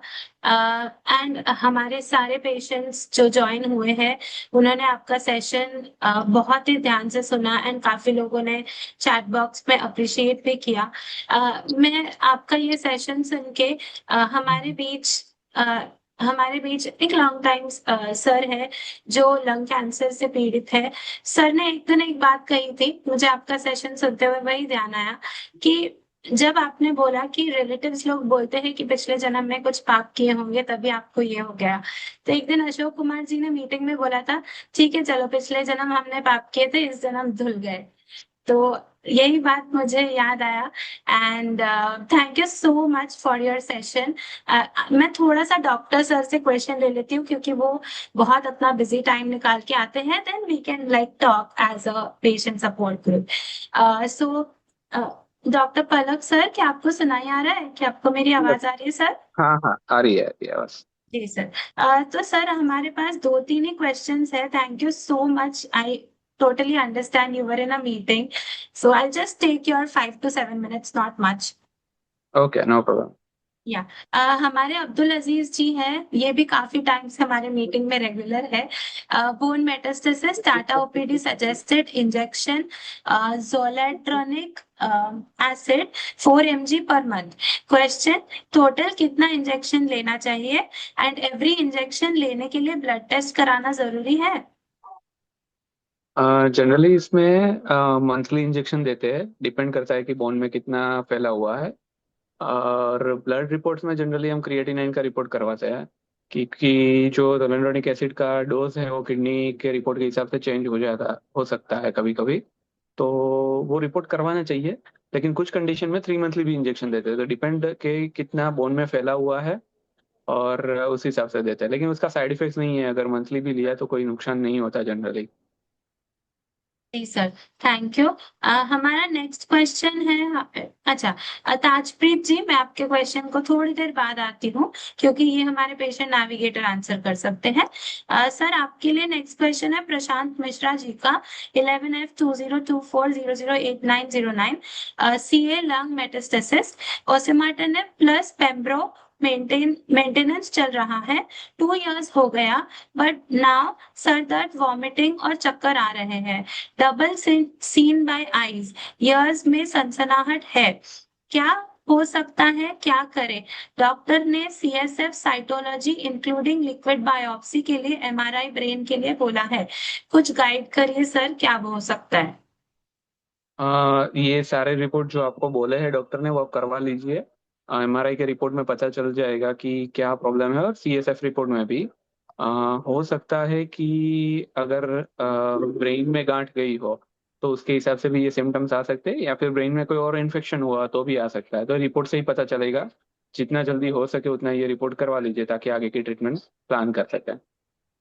ओके, नेक्स्ट क्वेश्चन हर हर जी का है। ओके, कंप्लीट मेटाबॉलिक रेस्पॉन्स के बाद कब तक इलाज चलता है मेटास्टेसिस एनएससीएलसी एडिनोसार्कोमा एडिनोकार्सिनोमा में? अ, अगर मेटास्टेटिक डिसीज है तो जनरली कंप्लीट मेटाबॉलिक रिस्पांस के बाद भी लाइफ लॉन्ग ट्रीटमेंट करते हैं। और अगेन डिपेंड करता है, अगर इम्यूनोथेरापी लिया है 2 साल में, इम्यूनोथेरापी के बाद अगर कंप्लीट मेटाबॉलिक रिस्पांस है तो फिर आगे ट्रीटमेंट नहीं करते। लेकिन इम्यूनोथेरापी के अलावा कोई भी दवाई हो तो फिर लाइफ लॉन्ग चलता रहता है। सिंपल लैंग्वेज में ये डायबिटीज जैसा है कि अगर कंट्रोल में है तो डायबिटीज की दवाई बंद नहीं करते, जैसे ऐसे ही इसमें ट्रीटमेंट बंद नहीं करनी चाहिए। एंड हमारा लास्ट सवाल आज के लिए ताजप्रीत जी का है, how common is two primaries lung cancer diagnosed with metastasis to brain, bones and nodes, but another one is found in breast as well? Two primary इतना कॉमन नहीं है, लेकिन ऐसा भी नहीं है कि बिल्कुल देखने को ना मिले। बहुत सारे पेशेंट्स में टू प्राइमरी हम देखते हैं। अभी आइडियली ऐसी सिचुएशन में दोनों जगह से बायोप्सी करनी चाहिए, लंग में से भी करनी चाहिए और ब्रेस्ट में से भी। रेयरली ऐसा होता है कि लंग कैंसर की गांठ ही ब्रेस्ट में गई हो, या फिर ब्रेस्ट की गांठ लंग कैंसर में लंग में गई हो। तो अगर ऐसा लगता है कि लंग की गांठ अलग है और ब्रेस्ट की गांठ अलग है तो दोनों में से बायोप्सी करके कंफर्म करना चाहिए कि क्या है, और उसके हिसाब से फिर ट्रीटमेंट प्लान करनी चाहिए। जी, अ, जी सर, आज के लिए हमारे पास इतने ही सवाल थे। Thank you so much sir, आप अपने बिजी शेड्यूल से हमें टाइम निकाल कर ज्वाइन किए, so thank you so much and yes thank sir. You. जी thank sir, you. Thank you, thank you. So जैसे अभी राशि कपूर मैम और हम लोग डिस्कस कर रहे थे कि कैसे मतलब, जैसे मैम का एनजीओ है सार्कोमा सोसाइटी और हम लंग कनेक्ट के रिप्रेजेंटेटिव के हिसाब से मैं प्रभात रंजन जी को पूछना चाहती हूँ सर, क्या आपको मेरी आवाज आ रही है प्रभात जी? हाँ, बिल्कुल बिल्कुल आ रही है। जी, प्रभात जी, क्या आप लंग कनेक्ट की तरफ से राशि मैम को कुछ सवाल पूछना चाहेंगे? लाइक, हम किस तरीके के मिशन में आगे बढ़ रहे हैं ताकि हम कुछ पेशेंट्स के लिए कुछ बहुत अच्छा कर पाए, या कुछ भी सवाल जो आपके मन में हो सर। हाँ, बिल्कुल। पहले तो गुड इवनिंग राशि मैम। आपका आज का सेशन बहुत ही अच्छा रहा, मतलब सभी के लिए ज्ञानवर्धक भी था और मददगार भी। आगे जितने भी हमारे अभी सुनने वाले थे आज का सेशन, उनके लिए बहुत ही इम्पोर्टेंट सेशन था आज। इसके लिए तो बहुत बहुत धन्यवाद और आभार। आपने विस्तृत रूप से जो है इसको मतलब बड़ा आम कह सकते हैं कि आम भाषा में जो है सबको समझाने की कोशिश की है। इसके लिए बहुत बहुत धन्यवाद। मेरा बाकी तो आपने हर एक चीज को बहुत ही बारीकी से आपने बताया है। और मेरा एक जैसे एक दो क्वेश्चन, मतलब एक था ये कि और हम लोग किस तरह से, जैसे कि पहुंच हम लोग मतलब हम लोग भी उतने ह्यूज लोगों के पास जो है वो नहीं पहुंच पाते हैं। और बहुत सारे लोग हमसे भी कनेक्ट नहीं कर पाते हैं, जिस मतलब इतने सोशल मीडिया प्लेटफॉर्म होते हुए भी इतने हम लोग प्रचार प्रसार या नेगेटिव के असर से, ठीक है, जहाँ पे हमारा जैसे टाटा में है हमारा लंग कनेक्ट का, वहां से हमें पेशेंट्स आ जाते हैं। तो उनको सहूलियत हो जाता है। लेकिन दूसरे जगह से जो इलाज करवा रहे हैं, तो उन मतलब उन तक हमारी पहुंच कैसे हो सके, और उनको हमसे क्या लाभ मिल सकता है, कैसे लाभ मिल सकता है, और हम लोग कैसे उनको लाभ पहुंचा सकते हैं, इस पे थोड़ा सा आप अगर बताएं तो। जी जी जी जी। थैंक यू प्रभात जी। एक तो जो मुझे लगता है कि ये एक बहुत ही कंसिस्टेंसी का काम है, जो कंसिस्टेंसी आप लोग भी कर रहे हैं लगातार। आपकी आज की शायद 179 सपोर्ट ग्रुप मीटिंग है जो आप लोग कर रहे हैं, और पेशेंट्स धीरे धीरे वर्ड ऑफ माउथ से बढ़ते चले जाते हैं। आप लोगों ने अपनी वेबसाइट बनाई होगी, वेबसाइट पर आप एक कॉन्टैक्ट फॉर्म डाल सकते हैं कि जो भी पेशेंट्स लंग कनेक्ट के हैं, जिनको लंग कैंसर डायग्नोज होता है, वो आप लोगों से जुड़े, आपको ईमेल करें। आप अपना एक हेल्पलाइन नंबर ले सकते हैं, डेडिकेटेड हेल्पलाइन नंबर, एक वॉलंटियर ले सकते हैं जिनका काम हो सकता है कि जो सिर्फ उन लोगों से बात करें, उनको कनेक्ट करें, उनको नेविगेट करें, उनको सही गाइडेंस दे कि कौन से डॉक्टर के पास जाना है, कैसे एनरोल करना है। आपका जो वेबसाइट है, आपके जो सोशल मीडिया अवेयरनेस कैंपेन आप लोग कर रहे हैं, मैं देखती हूँ आप लोग अपने पोस्टर्स डिजिटल मीडिया में डालते हैं, आपके सारे सोशल मीडिया पे आप लोग एक्टिव हैं। तो यही देख देख कर आप हर इसमें अपने सोशल मीडिया पे डाल सकते हैं कि कनेक्ट विद अस, ये हमारा हेल्पलाइन नंबर है, ये हमारा वेबसाइट है, यहाँ पे रजिस्टर करिए।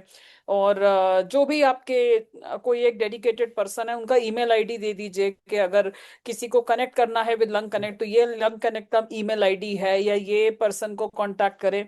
तो ऐसा करने से आपके धीरे धीरे बाकी के जो पेशेंट्स हैं वो भी जुड़ने लगेंगे। हम भी एम्स के साथ अभी काम करते हैं, क्योंकि हमको लगता है कि एम्स में वैसे पेशेंट्स आते हैं जो कि बहुत अंडर प्रिविलेज्ड होते हैं, कई अच्छे भी लोग आते हैं, पर हम उनको इन पर्सन मिल पाते हैं, बात कर पाते हैं। बट जो व्हाट्सएप ग्रुप है, या जो हमारा वेबसाइट है, या जो सोशल मीडिया अवेयरनेस है, जो कि हम पोस्टर लगातार एजुकेशनल मोटिवेशनल वो जो डालते हैं, आप सपोर्ट ग्रुप मीटिंग्स के पिक्चर डालते हैं, तो धीरे धीरे एंड कोलैबोरेशन डेफिनेटली, क्योंकि ये एक जो आप लोगों का है, और इसके करने से आपके पास बहुत अच्छे डिजिटल मीडिया अवेयरनेस जो है, आपकी जो रीच है, आउटरीच है, वो काफी बढ़ेगी, और आप ज्यादा से ज्यादा पेशेंट्स को मदद कर पाएंगे। जी, thank you so much Rashi ma'am. Tajpreet ji, आपने एक सवाल पूछा था, where to get guest house near hospital info for Tata Chandigarh. हमारे टाटा चंडीगढ़ में नेविगेटर्स है, शिल्पा मैम है और भूपिंदर जी है। तो आप ये दोनों मैम में से किसी के पास भी आप कांटेक्ट करिए, तो वो लोग आपको रिप्लाई करेंगे। एंड भूपिंदर भूपिंदर कौर मैम और शिल्पा मैम, अगर आपको हमारी मेरी आवाज आ रही है तो प्लीज आप चैट बॉक्स में इसका रिप्लाई कर दीजिए, क्योंकि चैट बॉक्स सभी के लिए खुला हुआ है। And Prabhat Ranjan ji I think कुछ बोलना चाह रहे हैं। जी सर, जी बोलिए।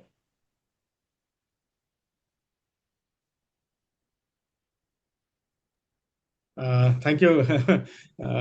ये नहीं, एक मेरे मन में अभी बहुत ही अच्छा मतलब ये एक था कि जैसे कि मैम का एक संस्था है जो अलग कैंसर पे काम कर रही है, हमारा एक लंग कनेक्ट फाउंडेशन है, वो लंग के ऊपर काम कर रही है। तो क्या इस तरह से हम लोग जैसे कि अब मैम के पास कोई लंग कनेक्ट मतलब लंग का पेशेंट जो है वो है, तो वो हम लोग के पास रेफर कर सकती हैं क्या, मतलब हम लोग से उनको संपर्क करवा सकते हैं। इसी तरह और जितने भी अलग अलग विभिन्न प्लेटफॉर्म है, जो एनजीओ हैं, जो अलग अलग कैंसर पे काम कर रहे हैं, जो अगर एक दूसरे से अगर मिल जाए, एक सेतु का काम करे, ये क्या संभव है क्या ये? जी, कोलैबोरेशन तो बहुत इंपॉर्टेंट है, स्पेशली कैंसर के फील्ड में कोई भी अकेला इंसान कुछ नहीं कर सकता। अगर मैं थोड़ा सा एक अलग भाषा में बताऊं, तो जब कोई गुजर जाता है तब भी चार लोगों की जरूरत होती है। अगर कोई हमको काम करना है, कोई भी काम करना है, वो अकेला इंसान नहीं कर सकता। हर चीज जब हम मिल के करते हैं तो काम हो सकता है। तो डेफिनेटली कोई लंग कैंसर का पेशेंट हमारे पास आता है, हम उसको आपके पास रेफर करेंगे। कोई आपके पास सारकोमा के केस आते हैं, वो हम उनको मदद करना चाहेंगे, क्योंकि हमारा भी यही उद्देश्य है कि जो सारकोमा के पेशेंट्स हैं सब एक छतरी के नीचे हो, सारे लंग कैंसर के पेशेंट्स एक छतरी के नीचे हों। उनको ये पता हो कि अगर मैं लंग कैंसर मेरे को है तो ये सारे मेरे लोग हैं जिनको बीमारी है। और ऐसे ही जैसे कि आप और लोगों से और डॉक्टर्स आपके मीटिंग्स में मैं देखती हूँ, आप सभी डॉक्टर्स को बुलाते हैं, सिर्फ एक ही हॉस्पिटल के नहीं, कई। ये बहुत अच्छा है। आप वो डॉक्टर्स को भी बोल सकते हैं कि अगर आपके क्लिनिक में, प्राइवेट या गवर्नमेंट, अगर आपके क्लिनिक में कोई लंग कैंसर के पेशेंट आते हैं, प्लीज हमसे जोड़िए। हम एक डेडिकेटेड लंग कैंसर ग्रुप है। और हमारा उद्देश्य, तो जब हमारे इंटेंशंस जेन्युइन होते हैं, लोग भरोसा करते हैं, ट्रस्ट करते हैं, और धीरे धीरे जो है पेशेंट्स बढ़ने लगते हैं। जी। बिल्कुल। आज जी ma'am, thank you so much ma'am. तो ये मीटिंग एंड करने के लिए मैं दो लोगों को बुलाना चाहूंगी। एक लंग कनेक्ट की तरफ से कोई भी patient, I think Ashok Kumar ji will be the best person, क्योंकि वो हर मीटिंग में हमारे साथ जुड़े हैं एंड उनको पता है कि लंग कनेक्ट क्या काम करती है। एंड सचिन सारकोमा सोसाइटी से भी आज कई लोग, कई पेशेंट्स जुड़े हैं। तो कोई भी अगर अपना जर्नी, अपना एक्सपीरियंस विद कैंसर शेयर करना चाहता है तो प्लीज आप अपना हैंड रेज करिए, हम आपको अनम्यूट कर देंगे। सो अशोक जी, तब तक आप 10 मिनट आप बोल सकते हो थोड़ी देर, तब तक जो भी हैंड रेज करेगा हम उनको बुला लेंगे। तो यस। नमस्कार। मैं अशोक कुमार हूँ और लगभग 2 साल से कैंसर का पेशेंट रहा हूँ। मेरा कैंसर डिटेक्ट बहुत अजीब तरीके से हुआ। लगभग सभी को ऐसा ही होता है, अचानक से होता है और समझ में नहीं आता है कि ये कैंसर है। पहले हम लोग सुनते थे कि कैंसर बहुत बड़ी बीमारी है, किसी को हो जाता था तो हम लोग उसके लिए परेशान होते थे। जब मुझे ही हो गया तो मुझे बहुत अजीब लगा कि अरे ये तो गजब हो गया। ये तो लग ही नहीं रहा था कि कैंसर है, और कहीं से आज तक हमको नहीं लग रहा है कि कैंसर है। लेकिन कैंसर है तो है। जब डॉक्टर बोलते हैं आपको कैंसर है तो हमको मानना पड़ेगा कैंसर है। तो एक मानसिक स्थिति होती है और एक शारीरिक स्थिति होती है। मेंटल जो हम लोग सोचते हैं अपने मन में कि हमें कैसा लग रहा है, और दूसरा जो डॉक्टर देख के समझता है कि इस पेशेंट को क्या हो रहा है। तो डॉक्टर बोल दिया कि ठीक है आपको लंग कैंसर है। मेरे पास थी, मेरा सिर्फ एक ही सिम्टम था कि खांसी, वो ठीक नहीं हो रहा था। और अब जब दवा खा रहे हो तो खांसी ठीक हो गया है, लेकिन उसके साथ साथ अलग अलग चीजें आ गई है, साइड इफेक्ट्स बहुत सारे आ गए हैं। तो आपकी मानसिक स्थिति सही होनी चाहिए। जिंदगी आपकी है, जीना आपको है। आप उसे टेंशन से जीते हैं या शांतिपूर्वक जीते हैं, ये आप पे निर्भर करता है। एक ही चिंता सिर्फ मुझे रहता है कि भाई इतने सारे फंड कहाँ से आएंगे, बस, दूसरा और कुछ नहीं, क्योंकि दवाएं बहुत महंगी है। और बाकी मुझे किसी चीज का चिंता है नहीं। चलता है, चल रहा है, फिर भी देखते हैं कि जुगाड़ हो ही जा रहा है। 2 साल से तो खर्चे उठाए जा रहा हूँ। आगे भी ऊपर वाले पे भरोसा है कि जुगाड़ होते रहेगा और मेरा निकलते रहेगा। सभी से मैं यही कहूंगा, सबको मैं एक संदेश देना चाहता हूँ कि बीमारी आना एक अलग बात है, बस हिम्मत ना हारिए। हिम्मत और हौसला बनाए रखिए। हिम्मत रहेगा तो आप भी सही सलामत रहेंगे और व्यवस्थाएं होती रहेगी। मुझे भी नहीं समझ में आ रहा है कि अगला कैसे मैं दवा खरीदूंगा, लेकिन उस समय तक मेरे पास कुछ ना कुछ जुगाड़ होगा और मैं फिर से दवाएं अगले महीने का लूंगा। तो ये होते रहता है। हमारे घर वाले भी हमें हौसला बनाते हैं, मैं भी उनका हौसला बढ़ाता हूँ। कभी किसी ने मुझे ये नहीं कहा कि आपके ऊपर इतना खर्च हो रहा है, आप पूरा घर को बर्बाद कर देंगे। मुझे भी लगता है कि मेरे ऊपर हो रहा है खर्च, लेकिन घर वाले को नहीं लगता है। वो कैसे करते हैं सो वो जाने, लेकिन कर रहे हैं। और ऐसा ही सभी का चलता है। मैं सिर्फ ये नहीं कहता हूँ सिर्फ मेरा चलता है। ऊपर वाले ने अगर समस्या भेजी है आपके पास तो समाधान भी भेजा है, ये विश्वास आपके अंदर होना चाहिए। सिर्फ समस्याएं दिए होते तो ठीक है, मेरी जिंदगी ही उतनी है, जिस दिन तक जिंदा रहना है उस दिन तक मेरे पास आते रहेगा समाधान, मेरा व्यवस्था होते रहेगा। और जब उनका इच्छा होगा कि नहीं अब इसको यहाँ नहीं रहना है, उस दिन बंद कर देंगे, तो फिर क्या सोचना है। ना हम कुछ लेके आए थे, ना हमको हमें कुछ लेके जाना है। बस अच्छा काम करते रहिए, लोगों के बीच में कल कमेंट ना सुनना पड़े, ऐसा काम करके ना जाए कि लोग बोले कि अरे ये तो बहुत घटिया आदमी था चला गया। समाज में बस अपना स्तर बना के रखिए, अच्छी बातें लोगों से करते रहिए। और मैं तो कहता हूँ ना कि मुझे बीमारी लगी तो बहुत बढ़िया बढ़िया चीज हो गया, इतने सारे ग्रुप के मेंबर हमें जानने लगे। पहले तो हमें कोई जानते ही नहीं थे, अभी मुझे सब जानते हैं, तो अच्छा लगता है। ये हर चीज के पीछे कुछ न कुछ छिपा हुआ चीज होता है जो लोग नहीं समझ पाते हैं। आप खुश रहिए, आपको ऊपर वाले खुशी देते रहेगा। शरीर में कष्ट हो सकता है, लेकिन मन में कष्ट ना रखिए, मेरा कहना ये। ठीक है, अगर मेरी बात अच्छी लगी हो तो सबको नमस्ते। बहुत अच्छा धन्यवाद। भैया। जी सर। जी अशोक कुमार जी, आप सभी की बातें हमेशा हमको अच्छी ही लगती है, क्योंकि आप लोग हौसला बढ़ाते हैं एंड हम जैसे लोगों के हौसला बढ़ते हैं। एंड सचिन सारकोमा सोसाइटी से भी बहुत लोग ज्वाइन किए। कोई भी अगर अपना जर्नी, अपना मोटिवेशन कुछ भी शेयर करना चाहता है तो प्लीज आप अपना माइक ऑन करके बोल सकते हैं। Anyone? I think doctor Ramashankar Shukla बोल सकते हैं। जी बिल्कुल बोल सकते हैं। वो एक्चुअली वो बहुत पहले से ज्वाइन किए। Sir you are most welcome. Please आप अपना माइक शुरू कर सकते हैं एंड बोल सकते हैं सर। रमाशंकर जी आप नमस्कार। बता सकते हैं। जी जी जी जी। मैं यहाँ सचिन सारकोमा सोसाइटी से जुड़ा हुआ हूँ। हमारा जिस्ट का डायग्नोसिस हुआ था। मैं एक्चुअली में सितंबर 2015 तक 25 तक बिल्कुल ठीक था, नॉर्मल था। मुझे किसी तरीके की कोई प्रॉब्लम नहीं थी और सब रूटीन वर्क बहुत अच्छा चल रहा था। 15 सितंबर के लगभग मुझे ब्लीडिंग हुई और 2 दिन बाद मैंने जब अंदर यहाँ आगरा में इन्वेस्टिगेट कराया तो मुझे ये बताया गया कि आपके अंदर जिस्ट है, आप हायर सेंटर में जाएं।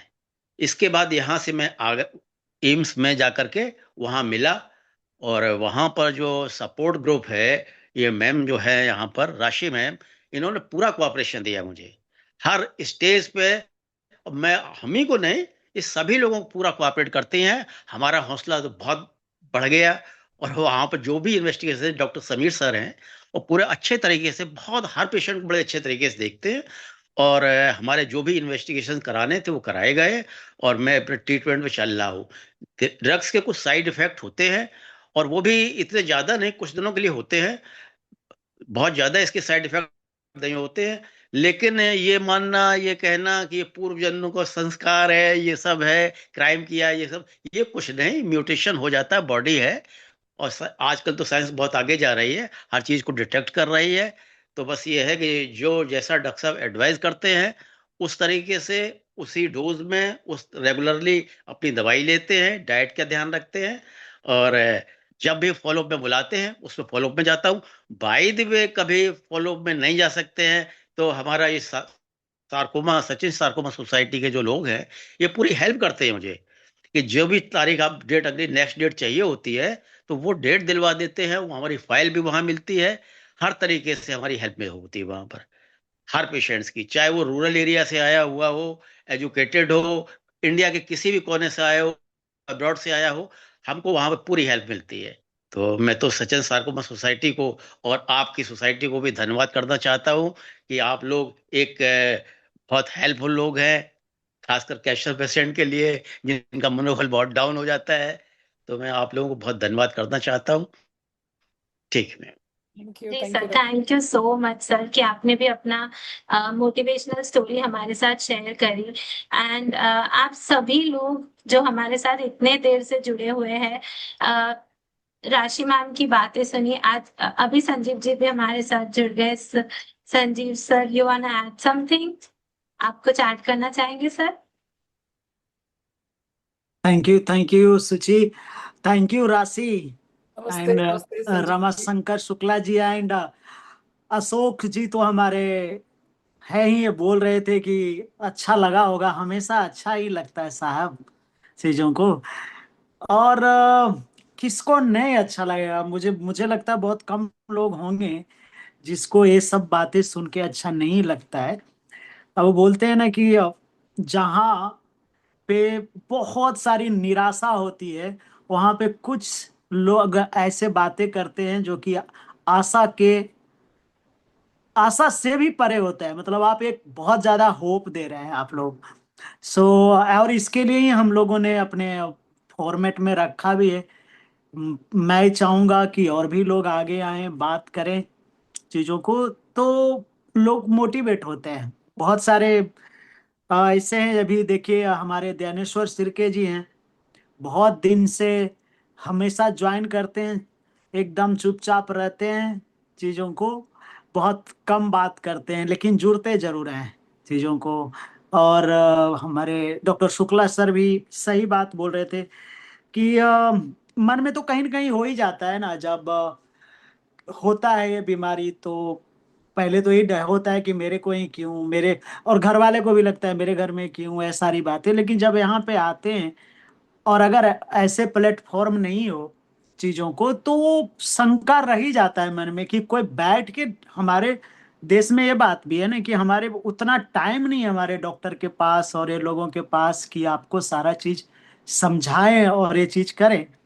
तो ये सपोर्ट ग्रुप का यही एक फायदा है कि लोग समझ जाते हैं चीजों को, कि जो हम ट्रीटमेंट के दौरान चीजें जितना हम ओपीडी में नहीं समझते हैं उतना हम यहाँ पे समझ जाते हैं। और ये बहुत अच्छा है सब लोगों के लिए, मैं मानता हूँ कि डॉक्टर के लिए भी अच्छा है, मैं तो मानता हूँ हर किसी को के लिए, गवर्नमेंट के लिए भी अच्छा है, सबके लिए। कि अब यहाँ पे अभी लगभग 50 लोग हैं, और फिर ये सोशल मीडिया पे जाएंगे, जो सुनेंगे सुनेंगे, बहुत सारे लोग जिनको जरूरत होता है सुनते ही हैं, तो उतने लोग जान जाएंगे चीजों को।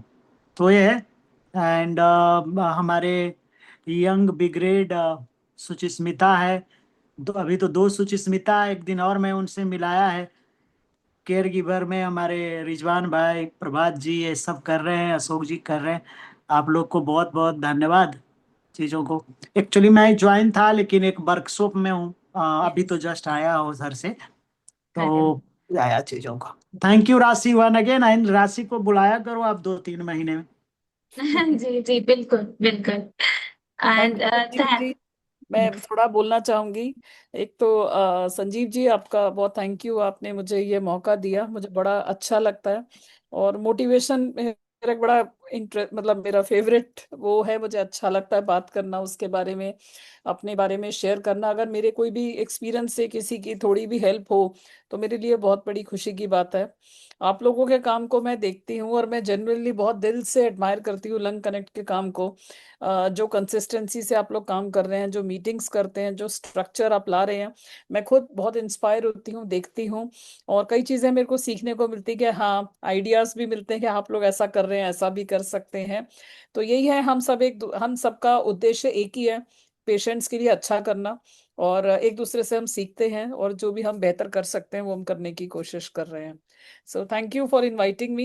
And I would be happy again, जब भी आप बोलेंगे I would be happy to come again in future. बिल्कुल बिल्कुल राशि, आप आइए। एंड सुचिस्मिता, अभी क्या है ना, अभी नेक्स्ट जनरेशन ही हमारे ये सब कर रहे हैं।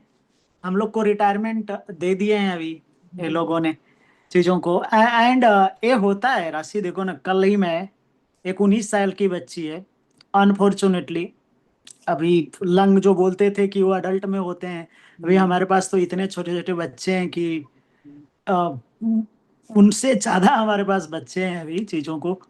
तो इतना शांत बैठी थी सुचिस्मिता, आपने बात किया उससे? जी जी संजीव जी, मैंने बात किया था उनसे। ऐसे लग रहा था कि वो, मैं मिनट में 50 बातें कर रही थी और वो 2 बात कर रही थी। क्योंकि कई ऑब्वियसली ऐसे हर किसी को पहले दिन पहला हफ्ता हम प्रोसेस नहीं कर पाते। जब मुझे भी हुआ था, मैं भी फर्स्ट टाइम में, जैसे मैम ने बताया कि खराब दिन में जरूर याद आता है वाई मी, तो मुझे भी जरूर ये चीजें याद आई थी। बट विद टाइम वो भी हमारे राह पे चलने लगेगी, सब अच्छा होगा। तो मैं कोशिश करूंगी जरूर वो कि वो भी हमारे साथ मीटिंग में ज्वाइन करे। नहीं नहीं, ये बहुत, और हमारे यहाँ पे कुछ नेविगेटर भी हैं, उनको ये सारी चीजें भी देखना है। जैसे मैं कल ओपीडी में गया, एकदम वो शांत बच्ची बैठी थी, डॉक्टर पूछ रहे थे, कोई जवाब नहीं दे रहा है। यहाँ पे सपोर्ट ग्रुप मीटिंग का एंड जो हमारे हैं, जो फाइटर लोग हैं, आप लोग सभी लोग हैं, उनका बहुत ज्यादा जरूरत होता है। कभी कभी आपकी बात ना दवा से ज्यादा काम करता है। हम्म अगर जिसने सोच लिया, जिसने गिव अप कर दिया हम्म कि मुझे नहीं कुछ करना है, तो वो उतना दवा भी नहीं असर करते हैं जितना करना चाहिए। तो यहाँ पे आप लोग संजीवनी बूटी हो। एंड कभी कभी ये लगता है चीजों को कि मैं बहुत पहले 2004-5 का बात बताता हूँ, जब हमें शुरू किए थे तो हम कुछ देते नहीं थे, हम सिर्फ बातें करते थे, लोगों से रास्ता दिखाते थे। हम्म तो हमें लगता था क्या कर रहे हैं हमें चीजों को। तो हमारे थे निरंजन भाई, नहीं रहे अभी इस दुनिया में। तो बोलते थे, अरे अगर दिन भर में हम लोग एक लोग दो लोग को भी हेल्प कर दिए तो भी बहुत है चीजों को। तो ऐसा है ये चीज, और इसे हेल्प की तरह से नहीं देखना चाहिए।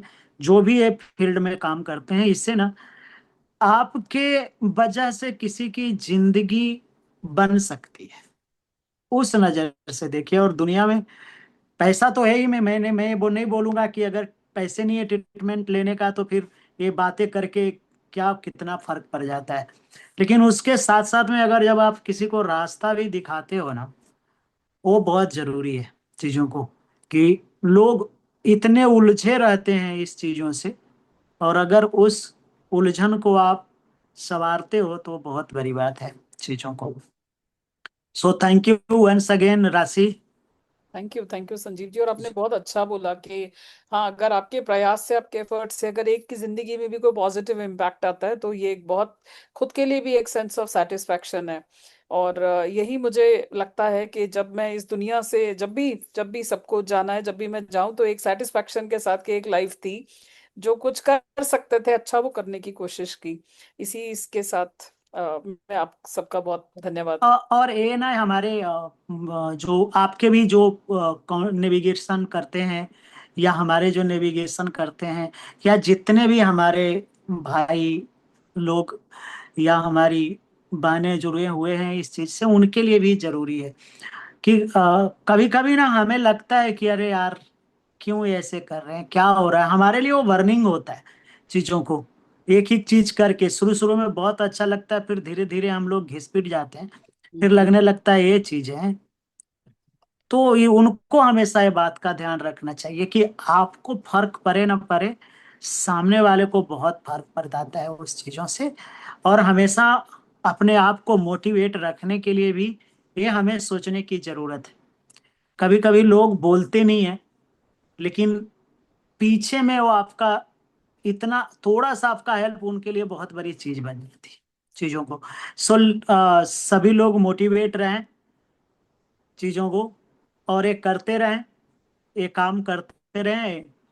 इससे अच्छा तो मुझे नहीं लगता है कोई काम है। ये आम का आम है, गुठली का दाम है चीजों का।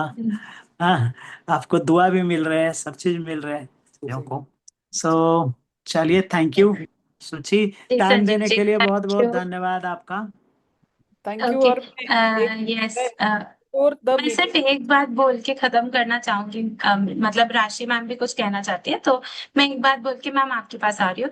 आपने जो बोला, ध्यानेश्वर शिर्के जी हर दिन ज्वाइन करते हैं एंड बहुत शांत बैठते। एक दिन हमने बात करी थी, तो सर ने बताया कि मैं ज्वाइन करता हूँ क्योंकि मुझे आप सभी की बातें सुन के अच्छा लगता है। तो आप सभी से रिक्वेस्ट रहेगा कि आप लोग ऐसे बातें करते रहे जो सबको अच्छा लगे और मोटिवेशन दे।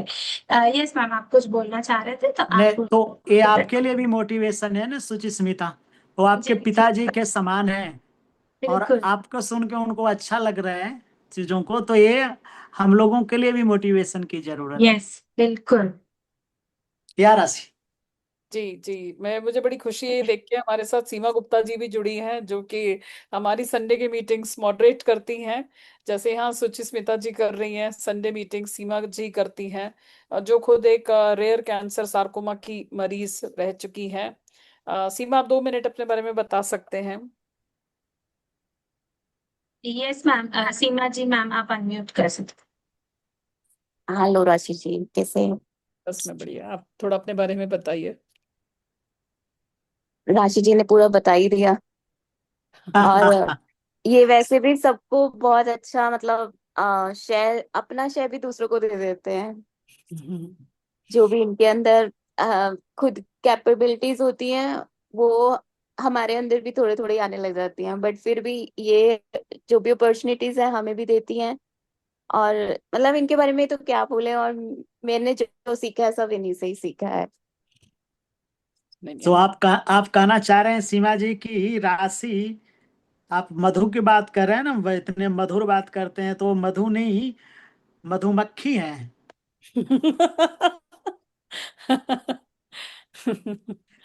हाँ। चलो। चलिए। बहुत जी। अच्छा, बहुत अच्छा। एक्चुअली ना, मैं ये भी आप लोगों को रिकॉग्नाइज करना चाहता हूँ चीज़ों को। मुझे लगता है बहुत सारे लोग हैं जो कि इस फील्ड में है। मैं भी बहुत दिन से हूँ, एंड जितने भी मुझे ना, पहले और काम करके मजा आता था, जो कि मैं ग्राउंड पे रहता था, खुद पेशेंट से मिलता था, सारी चीजें करता था। अभी भी मुझे जहाँ भी टाइम मिलता है मैं जरूर मिलता हूँ उन लोगों से। तो हर कोई को लगता था कि हम ये काम करेंगे, जरूर हमें करेंगे, जरूर हम करेंगे, क्योंकि ये काम ही अच्छा है ना। लेकिन मैं ये भी देखता हूँ कि अगर आप उंगली पे उठा के देख लेंगे, जोर लेंगे हमारे देश में, तो बहुत कम लोग हैं जो कि इस तरह का काम कर रहे हैं। इसके लिए मेरे लिए उनका इतना ज्यादा इज्जत है हमारे नजरों में चीजों को। और जो नहीं कर रहे हैं उनके लिए भी ये नहीं है, क्योंकि क्या है ना, ये बीमारी ऐसे हैं, इसमें लोग टूट जाते हैं, फिर घर पे जाके वो अपना फिर से वो कमाई और सारी चीजें फिर से वो अपनी जिंदगी को संवारने की कोशिश करते हैं। कुछ लोग ये भी सोचते हैं कि चलो जो हो गया हो गया, अब इसको भूल जाना चाहिए। तो सबका स्वागत है, लेकिन जो ये बहुत कम लोग हैं जो कि कंटिन्यू कर रहे हैं चीजों को। और ये बहुत बड़ी बात है। आप जितना आप सोचोगे ना, उससे ज्यादा जैसे जैसे आपका टाइम बीतेगा ना इस क्षेत्र में, फिर लगेगा कि नहीं नहीं, ये तो सही बात है चीजों को। सो जितने भी लोग जुड़े हैं, जो भी सिपाही है एक कैंसर रूपी युद्ध में, उन सभी को मेरा सलाम है। जी। संजीव जी, अगर एडवोकेसी में हम साथ में मिलके कुछ काम कर सकते हैं तो प्लीज मेरे को भी बताइएगा। हम लोग अगर कोई ग्रुप कभी बना के कुछ कर सके तो प्लीज मुझे जरूर बताइएगा। हम जो भी हम कर सकते हैं साथ में। जरूर जरूर जरूर जरूर राशि, बिल्कुल, मैंने बोला भी है आपको, जी। चीजों को जरूर करते हैं। ठीक है, चलो।